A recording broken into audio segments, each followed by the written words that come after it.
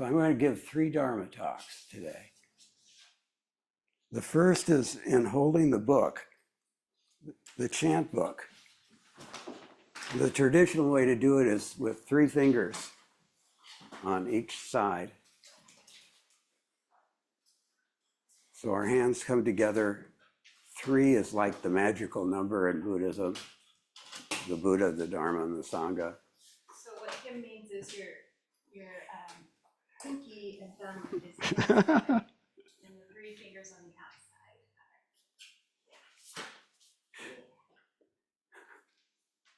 That's talk 1.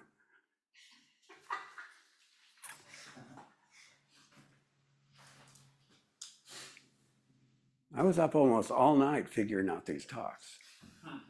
So the second talk is about gasho, which is like this. And it's the coming together. And I'm thinking a lot today about Monday is my 56th wedding anniversary. It's the coming together. And you can think, if I told you what traditionally it was, Peg would fire me, because I once told someone about bowing and she got very angry. You know, but what is coming together? That's what we really need to feel like, because you know, like in our country, in our lives, so many things are desperate, right? And things need to come together. So that's the second thing. And the third thing is, to get I wrote this all down. This is a summary of the teaching. And my first thought was, well, we'd break up the teaching and we'd go through the whole thing in an hour. And Jessica and I have also had the experience where it takes months and months and months to go through that. But I have a summary of the title and the first line, and you can write this down, because this is going to be a prompt. But you could also take the prompt of gasho, or you could take the prompt of holding the book. It's all the same. And yesterday, I went to 2 memorial services. One which I participated in by doing a meditation, and the other was my wife's first tea teacher for Japanese tea ceremony. And he just died. She had one of his first classes at the University of Illinois, which was probably in like the middle 60s. So, and that was very beautiful. And they had a priest from Chicago come and do chanting. And then they did a tea ceremony that was so beautiful. I told Jessica and John Eric about it, where they offer tea to the altar, which represents the deceased one. And, but there's a part of tea ceremony where you have to clean up. But they couldn't clean up because he didn't drink the tea. You know. So they take another bowl and they clean up the other bowl and then put it away. And so they're able to finish. And so I thought that was so beautiful. And it's a special ceremony. My wife had always told me that she can't show it to anyone who's not at that level, because they're not able to see it. But then they did it in public. But she said, oh, well, it's kind of like in a temple. So you can do it in a temple. Anyway, it was very, very beautiful. And my wife would say things, well, now she's going to stand up. And then she stands up, you know, so I got it kind of narrated. So here's prompt number 3. So we're holding the book, we're doing gasho. Zazen, a ceremony that is the source of the Dharma. Oh, and I want to say one more thing. I'm saying too much, but here's one more thing. That Okamura, who some of you have heard of, In our council, we read Living by Vow. Other people know that book. But Okamura was asked once, do you believe what Dogen was saying? And he said, no, I don't believe it, but I know that it's right. And I think that's a beautiful thing. So when you hear Zazen is the source of the Dharma, do you believe it? Do you know it's right, but you're not there yet? You know, like all the things our parents told us. We know they're right, but we still don't believe it, right? Like, you know, so many examples. Could you repeat the statement that we're going to write? Oh, sure. Zazen colon, a ceremony that is the source of the Dharma. Is the source? The source? The source, yes, that's important. Thank you. The source of the Dharma. And there's 4 really important words here that stand out for me. Zazen, ceremony, source, and Dharma.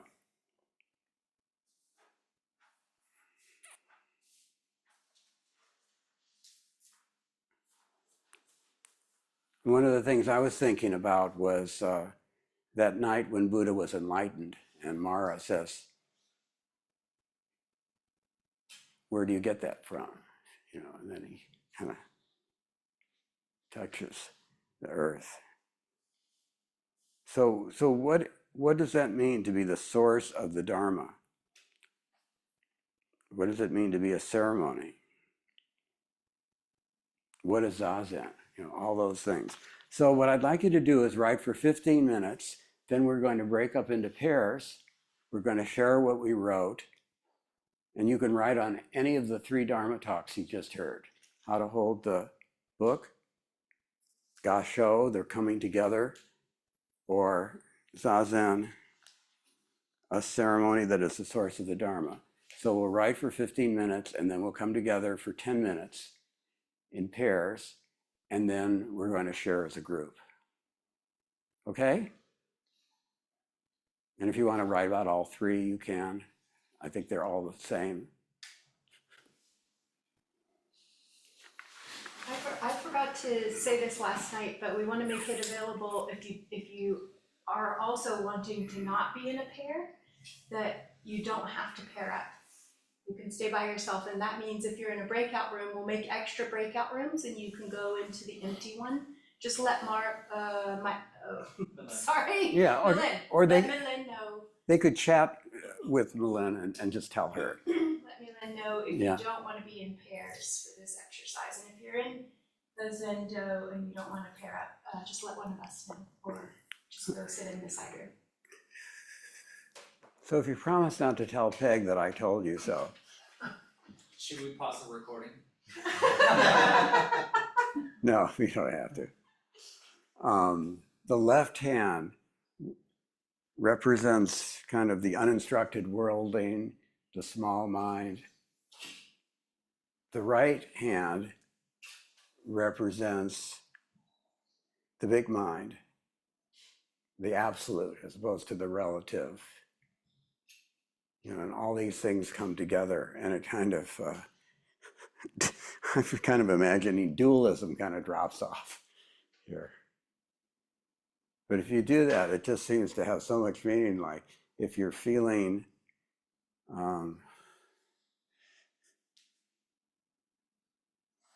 not to, you can really bring it together. But this is in itself a ceremony, isn't it? Just doing this. So I'd like to hear from all of you. I'm sure you have, you know, I'm kind of down at this point of me just telling you what I thought. And I don't think it's any better than what, any of you thought. So I'd love to hear you share. And Dan, could you move around the mic for the people in here? Yes. And who would like to share? Nelda, you like to share. Oh, so then let's go with someone else because I share a lot. So I'll share a bow. How's this? I can share. Okay, Mine is would you just, give her the mic? Oh, yes. mine is just mine is just one sentence I wrote 3 times over, so it'll be very quick. Oh, yeah, So here's my sentence. a little louder. Oh, yes, please. I can't hear you. Okay, I'm so sorry. Is this better? Yes. Yeah, okay. So I wrote a sentence and I wrote it 3 times over. I edited it, and this is the final version. And here is the sentence. There is a symmetry in gestures and objects that is a manifestation of the harmony, a harmony of things in this universe that we are a part of, which manifests when I, as a part of this universe, sit.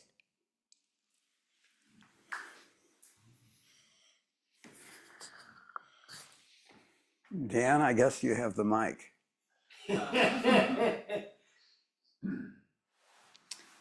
I guess I just want to share that I met with Jess, and I just feel grateful to know you, and I really appreciate every time we talk and when we're in council together. Yeah, that's it.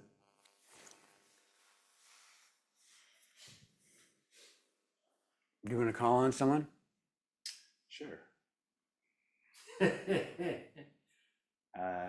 John Eric. Thank you. I thought of something similar to what you shared, Kim, which was form and formlessness meeting as one. Like I think of, don't mistake it as light, don't mistake it as dark. That the best we can say is not to. And in the making the gasho gesture, we're embodying that. So thank you. It's close to you.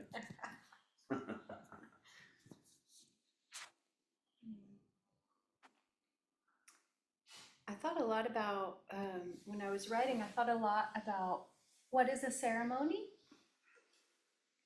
What is the Dharma? And what is Zazen?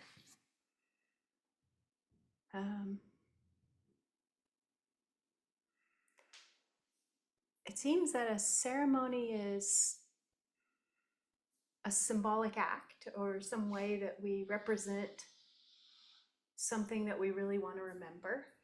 Like we were just in 2 ceremonies, John Eric's graduation ceremony and our daughter Emily's graduation ceremony. And I'll never forget those ceremonies. The potency that I felt of watching my 2 loved ones finish something and accomplish something. And so I think for our practical minds, it marks a moment. When I think of that with respect to what is Zazen doing, it feels like it's helping us remember who we are. One of my teachers is a Sanskrit teacher, and he was talking about the word Dharma and saying it means that which is essential, or the suchness of a thing, like a tree is a tree, a cat is a cat. And so when I think about Dharma from that perspective, I think about, or when I think of the ceremony of Zazen, I think of it as remembering our essential nature, remembering the truth of who we really are. And we enact that whenever we do, when we need to remember. Is there anything else about that? Yeah, something came to light through the writing about how it's actually not any different. Zazen is not any different than saying emptiness. Because in some discussions this morning, I was thinking about how Zazen is big enough to hold everything. It's big enough to hold it all. And that is also what I'm finally understanding emptiness to mean. It's not empty of longing or empty of fear. I'll never have fear again. It's that there's a space big enough to hold it all.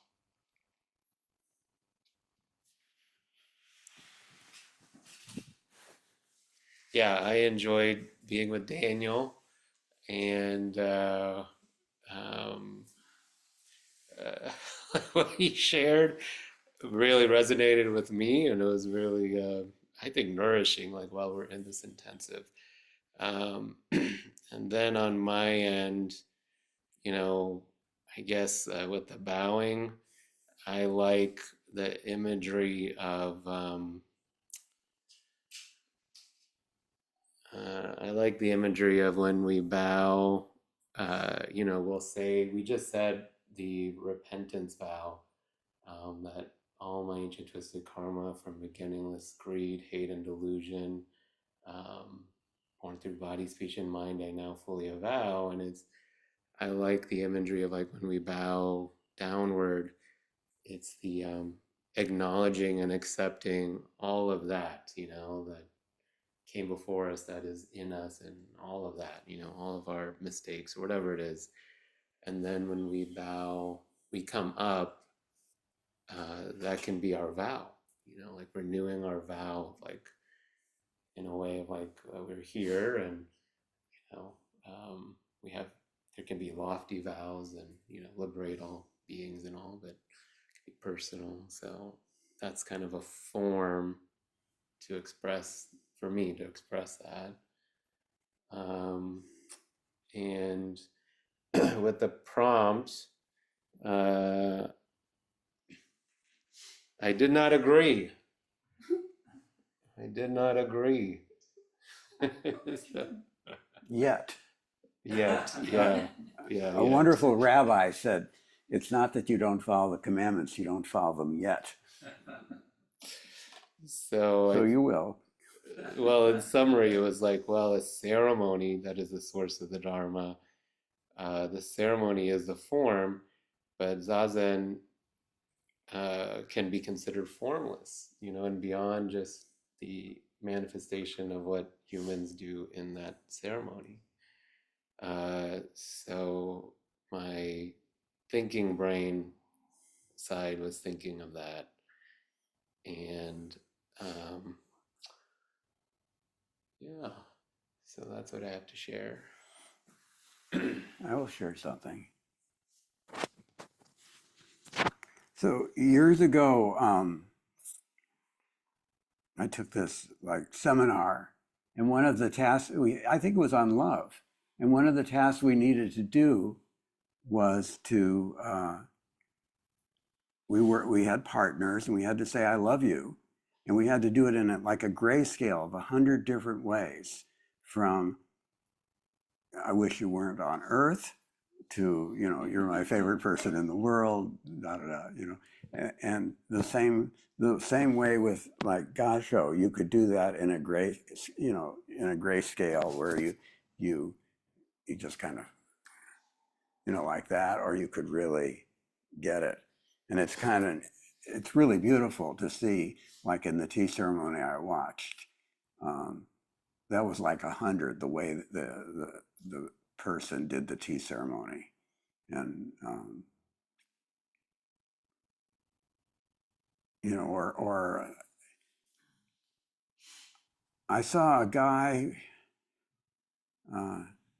He was the photographer for Washington University, and I think he had done it for 50 years.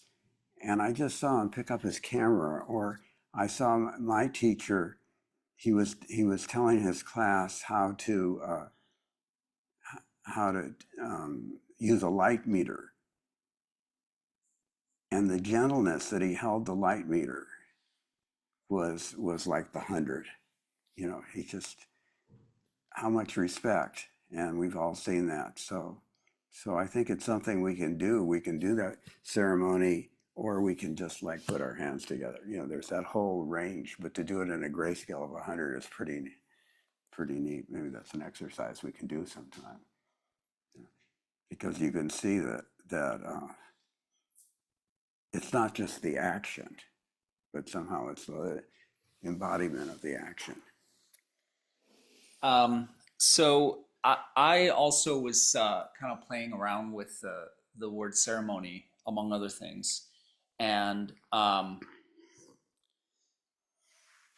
you know, kind of thinking about how we sometimes use the word ceremonial to mean for show, and